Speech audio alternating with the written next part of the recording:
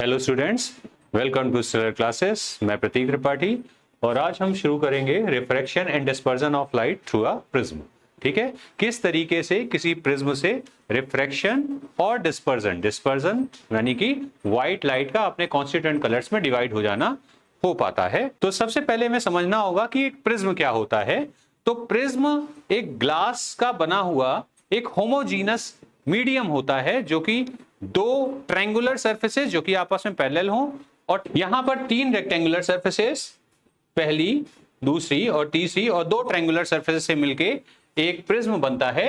A prism is a homogeneous transparent medium such as glass bounded by two plane surfaces. ये देखिए, दो plane surfaces के बीच में bound है, inclined to each other at an angle. The two surfaces A, B, E, D and A, C, F, D are called the refracting surfaces.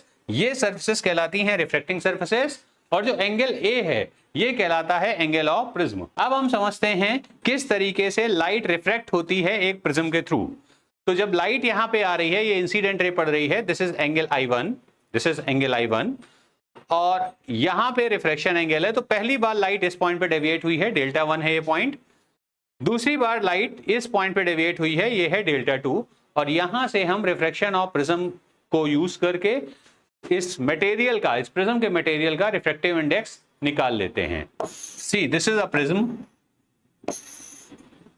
ये light रे से आई, यहां पे हमने नॉर्मल ड्रॉप किया, ये एंगल है I1, लाइट यहां चली गई, ये एंगल हो गया एंगल ऑफ रिफ्रैक्शन R1, यहां पे हमने दूसरा नॉर्मल ड्रॉप किया और ये लाइट दोबारा डेविएट होके इस तरफ चली गई। तो ये एंगल ऑफ इमर्जेंस है जिसको हम I2 कह रहे हैं और ये एंगल है R2। इसको मैं यहाँ पे मिला के एक लेबल कर देते हैं E, this is A, B and C और इसकी लेबलिंग कर लेते हैं P, Q, R और S।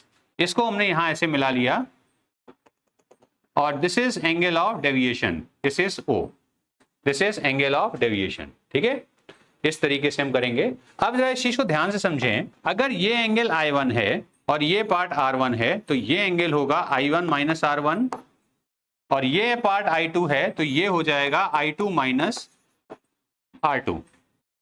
तो अब अगर हम बात करते हैं इन ट्रायंगल OQR में sum of internal angle external angle के बराबर होता है। तो सम ऑफ इंटरनल एंगल हो गए I1 minus R1 plus I2 minus R2 is equal to delta. तो हम कह सकते हैं I1 plus I2 minus R1 plus R2 will also be equal to delta. ठीक है, ये बात हम यहां से बोल सकते हैं।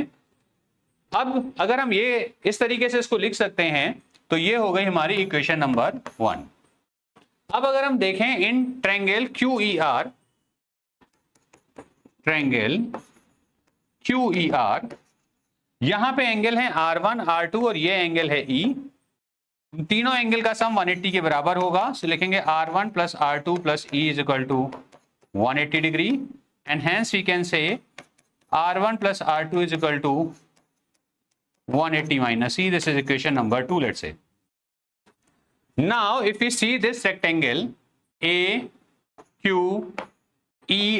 AQER, if you see this, तो ये वाला एंगल है 90 डिग्री, ये एंगल है 90 डिग्री, मतलब इन दो एंगल का टोटल सम है 180। तो अगर दो एंगल का सम 180 है एक रेक्टेंगल के, तो बचे दो एंगल का सम भी 180 होगा। And hence in rectangle AQER, क्योंकि एंगल Q और R 90 90 हैं, दैट इज 180 टोटल, तो A प्लस E भी हो जाएगा 180 and from here you can say A is equal to 180 minus E. This is equation number 3. Now we can equate these two equation, क्योंकि ये 2 और 3 को अगर आप ध्यान से दें तो दोनों 180 minus E के बराबर हैं and hence we can say R1 plus R2 is equal to A. This is equation number 4, let's say. Now from 1 we have I1 plus I2 minus R1 plus R2 is equal to delta. तो इसको हम replace कर दें इससे A, this is I1 plus I2 minus A is equal to delta and I1 plus I2 is equal to A plus delta और इस तरह से हम condition of refraction in prism को लिख सकते हैं। एक और बात, for delta is equal to delta minimum, अगर हम मिनिमम डेल्टा देखना चाहें तो I1 is equal to I2 is equal to I होगा and R1 is equal to R2 is equal to R होगा। ठीक है, for minimum angle of deviation ये कंडीशन हो जाती है and hence from equation 1 from 1 this is equation number 5 let's say, from 5 we will say I plus I is equal to A plus delta M, क्योंकि minimum deviation है तो हम ऐसे लिख देंगे and hence we have I is equal to A plus A delta M by 2, this is equation number 6, and then from equation number 4, this equation from equation 4, this is also a condition, from 4 R plus R is equal to A and hence we can say R is equal to A by 2, this is equation number 7. तो अब ये 6 और 7 में हमें I और R की value मिल गई। So from Snell's law, अगर हम स्नेल्स लॉ की बात करें तो n बराबर होता है sin I upon sin R, और R की हमें वैल्यू मिली है और I की जो वैल्यू मिली है वो मिली है A plus delta M by 2 upon sine A by 2, और इस फॉर्मूले को यूज करके हम refractive index of the material of the prism निकाल सकते हैं।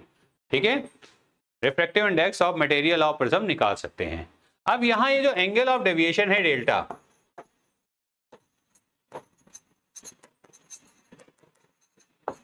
ये कुछ फैक्टर्स पे डिपेंड करता है और इसमें सबसे पहला फैक्टर आता है ये एंगल ऑफ इंसिडेंस पे डिपेंड करता है, और कैसे करता है वो हम इस ग्राफ में समझेंगे। Angle of deviation angle of incidence के साथ शुरू में डिक्रीज करता है, बट एक मिनिमम डेविएशन अचीव करने के बाद इसकी वैल्यू लगातार इंक्रीज होनी शुरू हो जाती है। After achieving a minimum deviation इसकी वैल्यू लगातार इस तरीके से इंक्रीज होनी स्टार्ट हो जाती है। ठीक है, तो ये है एक ग्राफ एंगल ऑफ इंसिडेंस और एंगल ऑफ डेविएशन के बीच में। अब अभी मैंने आपको दिखाया था deviation through a regular 60-60-60 degree prism, equilateral prism.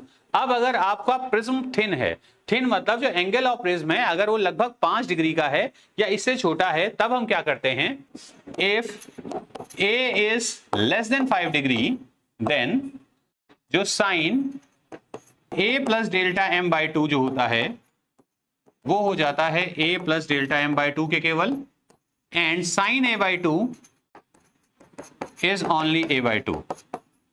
So for refractive index,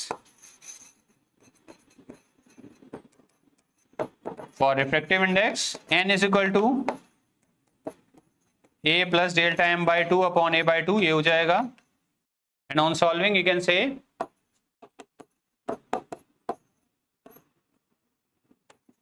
A, और यहां से आ जाएगा मिनिमम डेविएशन इस केस में। इस तरीके से थिन प्रिज्म के लिए डेविएशन को बताया जा सकता है। इसका मतलब डेविएशन जो है वो मटेरियल के रिफ्रैक्टिव इंडेक्स पे भी डिपेंड करता है, डेविएशन इस चीज पे भी डिपेंड करता है कि एंगल ऑफ प्रिज्म कितना है, इसके अलावा डेविएशन डिपेंड करता है ऑन एंगल ऑफ इंसिडेंस। तो 3 मेन फैक्टर जिन पे डिपेंड करता है, हालांकि एक और है वेवलेंथ ऑफ लाइट पे भी, बट हम 3 मेनली समझेंगे, refractive index of the material of prism पे, एंगल ऑफ प्रिज्म पे और एंगल ऑफ इंसिडेंस कितना है शुरू में। इन 3 फैक्टर पे एंगल ऑफ डेविएशन डिपेंड करता है। ठीक है, तो dependence of angle of deviation, तो पहला है angle of deviation of prism depends upon the angle of incidence, लेकिन थिन प्रिज्म के लिए ये एंगल ऑफ इंसिडेंस पे डिपेंड नहीं करता है क्योंकि ये फॉर्मूला होता है। अदरवाइज ये जो डिपेंड करता है वो एंगल ऑफ प्रिज्म करता है, delta is directly proportional to A। ठीक है, डिपेंड करता है refractive index of the material पे, अगर n इंक्रीज करेगा तो डेल्टा भी इंक्रीज करेगा। ठीक है, अगर रिफ्रैक्टिव इंडेक्स किसी मटेरियल का ज्यादा है तो डेविएशन भी ज्यादा होगा। ठीक है, रेड कलर के लिए डेविएशन कम होता है क्योंकि रेड कलर के लिए रिफ्रैक्टिव इंडेक्स की वैल्यू कम होती है। इसके अलावा एक और है, हम लोगों ने अभी तक मिनिमम डेविएशन पढ़ा, मैक्सिमम डेविएशन कब हो सकता है। ये मैक्सिमम डेविएशन जब ग्रेजिंग इंसिडेंस होता है, grazing incidence means along the surface of prism जब इंसिडेंस होता है तब डेविएशन मैक्सिमम होता है, और उस समय हम फॉर्मूला लिखते हैं delta max is equal to 90 plus I2 minus A। इसका मतलब ये हो जब एंगल ऑफ प्रिज्म शुरू में, एंगल ऑफ इंसिडेंस शुरुआत में, पहले सरफेस पे जो एंगल ऑफ इंसिडेंस बन रहा है जब वो 90 डिग्री होगा तब हम मैक्सिमम डेविएशन निकाल पाएंगे। इसके अलावा if angle of emergence is 90 degree और grazing emergence, the light has to reflect internally at second surface, for this R2 should be greater than theta c। अगर एंगल ऑफ इमर्जेंस 90 डिग्री हो गया, पहले अभी तक क्या था कि एंगल ऑफ इंसिडेंस पहली सरफेस का 90 है, तब क्या होगा मैक्सिमम डेविएशन, और अगर ग्रेजिंग इमर्जेंस लास्ट में 90 डिग्री हो जाएगा तो उस कंडीशन में ये क्रिटिकल एंगल की कंडीशन होगी, और तब हम इसे कहेंगे theta C is equal to sine inverse 1/n, और इसकी वैल्यू जैसे थीटा सी से बड़ी आ रही है तो ये टोटली इंटरनल रिफ्लेक्शन दिखाएगी प्रिज्म के अंदर। तो ये तीन स्पेसिफिक कंडीशन यहाँ बताई गई हैं। लिमिटिंग एंगल ऑफ इंसिडेंस, ये इस तरीके से एक प्रिज्म दिया गया है और ये लाइट रे इंसिडेंट कर रही है, ये रिफ्लेक्शन एंगल, और ये देखिए इमर्जेंस, इस बार ग्रेजिंग इमर्जेंस, इसी चीज को ग्रेजिंग इमर्जेंस कहते हैं कि 90 डिग्री नॉर्मल के साथ बना के इमर्जेंस होना, ये चीज कहलाती है ग्रेजिंग इमर्जेंस। और इस कंडीशन में जो इनका रिलेशन होता है I1 का एंगल ऑफ प्रिज्म के साथ और रिफ्रैक्टिव इंडेक्स ऑफ मटेरियल के साथ, वो होता है sin I1 equal to sin A √n² - 1 minus cos A। ठीक है, इसकी कैलकुलेशन क्योंकि हमें सिलेबस में समझनी नहीं होती तो इसको मैंने केवल कंडीशन और इसको किस तरीके से क्या इसका फॉर्मूला है वो यहाँ पे बता रखा है। बाकी अगर आपको करना हो तो इसको इस तरीके से आप कर सकते हैं कि आप पहली सरफेस के लिए n is equal to sine I1 sine R1 लिख लीजिए, और दूसरी सरफेस के लिए आप लिखेंगे साइन R2 साइन 90। ठीक है, इस तरीके से आप इन n को सॉल्व करेंगे।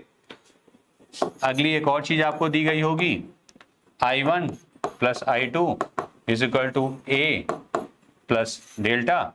ठीक है, और I2 यहाँ पे 90 डिग्री है, डेल्टा कितना होगा, और इसके अलावा एक और चीज दी गई है R1 plus R2 is equal to A। इन सभी कंडीशंस को यूज करते हुए हम ये फाइनल आंसर दे सकते हैं। ठीक है, इन सभी चीजों को यूज करके हम यहाँ पे आंसर बताते हैं। ये दूसरी कंडीशन है जहां पे इंसिडेंस भी ग्रेजिंग हो और इमर्जेंस भी ग्रेजिंग हो, तो यहाँ पे जो एंगल ऑफ प्रिज्म होता है वो 2 टाइम्स ऑफ क्रिटिकल एंगल होता है। आप याद रखेंगे अगर ये कंडीशन बन रही है इस तरीके की, तो ये जो R1 है ये भी एक क्रिटिकल एंगल है, C है, R2 भी क्रिटिकल एंगल है, तभी यहाँ ग्रेजिंग इंसिडेंस और ग्रेजिंग इमर्जेंस पॉसिबल है। तो यहाँ पे जो एंगल ऑफ प्रिज्म हो जाता है इस वजह से वो 2c के बराबर होता है। ये तीसरी कंडीशन है मैक्सिमम डेविएशन की जो मैंने आपको बताई थी। मैक्सिमम डेविएशन लाइट है, देखिए ये 90 डिग्री से और ये इस तरीके से है, क्योंकि ये 90 डिग्री का है तो यहाँ ये ऑब्वियसली क्रिटिकल एंगल ऑब्टेन होगा। ये पहला डेविएशन है D1, ये पहला डेविएशन है D1, और ये दूसरा यहाँ पे डेविएशन इसने किया है D2। ये अगर पूरा एंगल I है और ये एंगल R है तो यहाँ से D2 की वैल्यू भी निकल आती है I - R, और इस तरीके से हम डेल्टा मैक्स निकाल सकते हैं 90 - C प्लस I - R, और ये कंडीशन है मैक्सिमम डेविएशन ऑफ प्रिज्म की। अब ये है dispersion of white light by a prism. जब व्हाइट लाइट एक प्रिज्म पे पड़ती है तो 7 कलर्स में डिवाइड हो जाती है। ठीक है, और ये कलर होते हैं VIBGYOR, violet, indigo, blue, green, yellow, orange and red. ये विबग्योर है। ठीक है, इस तरीके से ये 7 कलर में डिवाइड हो जाती है। Now what is the meaning of angular dispersion? Dispersion of light आप समझ गए कि लाइट व्हाइट लाइट पड़ी और अपने 7 कॉन्स्टिट्यूएंट कलर्स में डिवाइड हो गई। अब क्या होता है एंगुलर डिस्पर्जन? तो व्हाइट लाइट हमें पता है एक मिक्सचर होती है डिफरेंट कलर्स ऑफ लाइट का। When a beam of white light falls on a prism, it splits into its constituent colors, और इसी फिनोमेना को डिस्पर्जन ऑफ लाइट कहते हैं। जो refractive index of the material होता है, यहाँ याद रखेंगे वॉयलेट कलर के लिए मैक्सिमम होता है, इसीलिए वॉयलेट कलर ज्यादा डेविएट होता है। रेड कलर के लिए मिनिमम होता है, इसीलिए रेड कलर कम डेविएट होता है। The angle between the emergent rays of any 2 colours is called angular dispersion between those 2 colours. ठीक है, जो एंगुलर डिस्पर्जन जो होगा, एंगुलर डिस्पर्जन होगा, दोनों के बीच जो एंगुलर डिफरेंस होगा उसी को हम उन 2 कलर के बीच का एंगुलर डिस्पर्जन कहेंगे। कैसे? ये प्रिज्म है, ये व्हाइट लाइट आ रही है और मान लिया ये दो मेन कलर जो हैं वायलेट और रेड में डेविएट हुई, इसको हम ऐसे पीछे मिला लेते हैं और इसको ये दिखा देते हैं। So this is theta, this is angular dispersion. Angular dispersion between violet and red, और ये डेविएशन हो गया रेड का और ये डेविएशन हो गया वॉयलेट का। तो हम कहेंगे theta is actually delta V minus delta R। Delta V को हम लिख सकते हैं NV - 1 × A, NR - 1 × A। तो थीटा हो जाएगा NV - NR × A। ये हो जाता है हमारा एंगुलर डिस्पर्जन। ठीक है, अब डिस्पर्सिव पावर ऑप्टिकल मीडियम की क्या होती है? अगर आप एंगुलर डिस्पर्जन को मीन डेविएशन से डिवाइड कर देते हैं, angular dispersion if divided by mean deviation, तो जो रेशियो होता है उसी को हम dispersive power of the optical medium कहते हैं। When white light passes through a thin prism, the ratio of angular dispersion between the violet and the red emergent light and the deviation suffered by the mean ray यहाँ पे yellow colour की होती है, then it is called dispersive power of the material of the prism, और इसको omega से represent किया जाता है। ठीक है, तो इस तरीके से ये डेविएशन रिप्रेजेंट होते हैं। So omega is theta upon delta y. It can be written like this way also.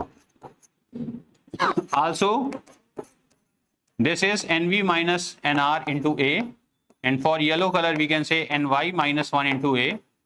If you cancel A and NY minus 1, this is the dispersive power of the medium. अब ये जो formula मैंने बताया ये internationally accepted नहीं है। Internationally accepted formula ये होता है NF minus NC upon ND minus 1, जहां F और C स्काई ग्रीन और रेड लाइंस हैं हाइड्रोजन स्पेक्ट्रम की, और येलो लाइन सोडियम स्पेक्ट्रम की को उसको ND कहते हैं, और यहां से ये इंटरनेशनली एक्सेप्टेड फॉर्मूला है। देन रेनबोज क्या होते हैं? जब भी बारिश होती है तो बारिश होने के बाद आपको रेनबो दिखाई देते हैं, तो रेनबो का फॉर्मेशन हमेशा आफ्टर रेन होता है। तो जब sunshine occurs on the rain drops, तो ये जो रेन ड्रॉप होते हैं छोटे छोटे प्रिज्म की तरह बिहेव करते हैं और लाइट को डिस्पर्स करके दिखाते हैं, और ये लाइट को डिस्पर्स करने के बाद कॉन्सेंट्रिक आर्क के फॉर्म में एक इमेज शो करते हैं जो कि स्काई में हैंग करते हुए दिखाई देती है। इन कलर्ड आर्क को हम रेनबो कहते हैं। ठीक है, ये कलर्ड आर्क में रेनबो कहलाती हैं, और क्योंकि इसमें सातों रंग होते हैं, डिस्पर्जन से डेवलप होती है, तो इसमें सातों रंग अवेलेबल होते हैं। ठीक है, मैं आपको बता दूं रेनबो पूरा एक कंप्लीट सर्किल होता है, कंप्लीट सर्किल होता है। ठीक है, आधा नहीं होता, आधा में दिखता है ये, बट ये अगर इसे हम ऊपर से देखें तो कंप्लीट सर्किल ऑब्टेन होता है। और जनरली दो रेनबो दिखाई देते हैं, एक के ऊपर दूसरा। पहले वाले को प्राइमरी रेनबो, ठीक है, और दूसरे वाले को सेकेंडरी रेनबो कहा जाता है। ठीक है, जो प्राइमरी रेनबो होता है वो ब्राइट होता है और पतला होता है, जबकि सेकेंडरी रेनबो जो होता है वो डल होता है और थोड़ा सा फैला हुआ होता है। प्राइमरी रेनबो में जो इनर एज होता है वो वायलेट होता है और आउटर एज रेड होता है, जबकि जो सेकेंडरी रेनबो होता है उसमें ये ऑर्डर रिवर्स हो जाता है। इसका मतलब जो उसका इनर एज होगा वो रेड होगा और आउटर एज उसका वायलेट हो जाएगा। तो इस तरीके का आपको प्राइमरी और सेकेंडरी रेनबो दिखाई देता है। ठीक है, ये जो पहला है ये प्राइमरी रेनबो है। ये देखिए सिंगल टोटल इंटरनल रिफ्लेक्शन हुआ यहाँ पे और उससे ऑब्टेन हुआ है। यहाँ देखिए दो बार TIR हुआ है, एक बार यहाँ पे और एक बार यहाँ पे। ये देखिए फर्स्ट एंड सेकेंड, दो TIR से जो डेवलप होता है वो होता है सेकेंडरी रेनबो, और एक TIR से जो डेवलप होता है वो होता है प्राइमरी रेनबो। ठीक है, यहाँ देखिए कलर एग्जैक्टली फ्लिप हो जाते हैं। ठीक है, तो इस तरीके से हमें प्राइमरी और सेकेंडरी रेनबो ऑब्टेन होते हैं। यहाँ पे मैं कुछ चीजें रेनबो के बारे में और बता देता हूं क्योंकि डिफरेंस पूछा जाता है। तो जो एंगल होता है, अगर मैं प्राइमरी रेनबो को अलग से बना के दिखाऊं, यहाँ पे ये है प्राइमरी रेनबो, ये लाइट रे से आ रही है, तो एक बार TIR करके ये लाइट यहाँ पहुंच रही और ये लाइट ऐसे आ रही, ये सिंगल TIR से डेवलप हुई है, ये प्राइमरी रेनबो ऑब्टेन कर रही है। ये एंगल होता है इसका 41 डिग्री 43 डिग्री। तो इसका जो विजुअल एंगल का डेविएशन है वो 41 से 43 डिग्री के बीच में होता है। अगर हम सेकेंडरी रेनबो की बात करें तो सेकेंडरी रेनबो में लाइट ऐसे आई,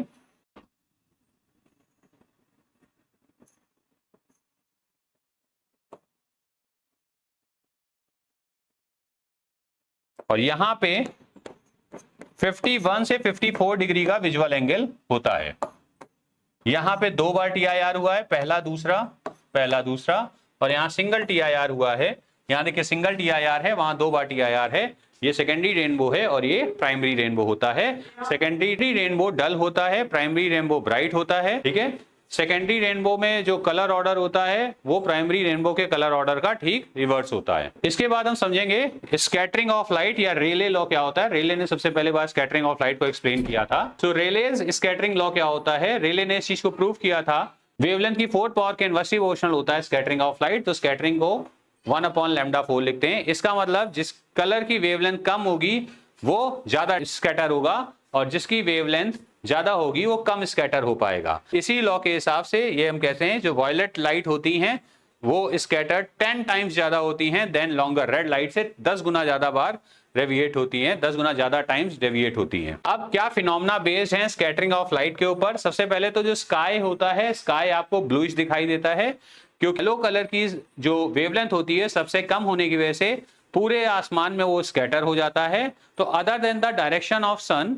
आपको पूरा आसमान ब्लूइश कलर का दिखाई देता है क्योंकि ब्लू कलर की वेवलेंथ सबसे कम है और इसका मतलब कि वो सबसे ज्यादा स्कैटर हो पाएगा। क्लाउड व्हाइट क्यों होते हैं? क्योंकि क्लाउड का जो फॉर्मेशन होता है वो कई सारे डस्ट पार्टिकल और वाटर मॉलिक्यूल्स के थ्रू होता है। काफी ज्यादा डेंस होने की वजह से वहां पे सारी की सारी लाइट जाके वहां पे स्कैटर हो जाती हैं, जितने सातों कलर की लाइट उसके अंदर स्कैटर हो जाती हैं, जिसकी वजह से जो क्लाउड होता है वो कंबाइंड सातों कलर को करके व्हाइट कलर का दिखाई देता है। सन जो होता है वो सनराइज और सनसेट के टाइम में रेडिश दिखाई देता है। उसका कारण यह है कि ड्यूरिंग सनराइज एंड सनसेट सन सबसे ज्यादा डिस्टेंस पे होता है और इस समय जो सबसे मैक्सिमम वेवलेंथ की लाइट होती है केवल वहीं हम तक पहुंच पाती है, ठीक है। और यही वजह है कि जो सन है वो हमें रेडिश दिखाई देता है, जबकि जो शॉर्टर वेवलेंथ होती हैं वो स्कैटर हो जाती हैं चारों ओर, हम तक केवल मैक्सिमम वेवलेंथ ही पहुंच पाती है और यही वजह है सनराइज और सनसेट के टाइम में सन रेड दिखाई देता है। देन डेंजर सिग्नल में हम रेड कलर को यूज करते हैं क्योंकि रेड की वेवलेंथ सबसे ज्यादा होती है, तो ये स्कैटरिंग के चांस के थोड़े कम होते हैं और ज्यादा दूर तक आसानी से दिखाई देती है। तो ये कुछ फिनोमेना है जिनको स्कैटरिंग ऑफ लाइट के बेसिस पे समझा जा सकता है। ओके, तो ये पूरा चैप्टर था on the basis of refraction through a prism and dispersion of light. Okay, ये चैप्टर आज हमारा कंप्लीट हुआ है और हम अब अगली क्लास में ऑप्टिकल इंस्ट्रूमेंट्स के बारे में पढ़ेंगे। Thank you.